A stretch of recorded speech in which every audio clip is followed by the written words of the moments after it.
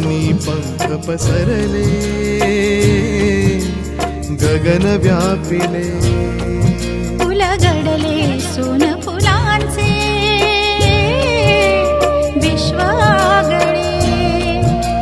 सोनेरी स्वप्नांची ही दुनिया केवळ दोघांची. किमया सांग कुणाची. धुंद धुंद प्रीतीची, धुंद धुंद प्रीतीची, धुंद धुंद प्रीतीची, धुंद धुंद प्रीतीची.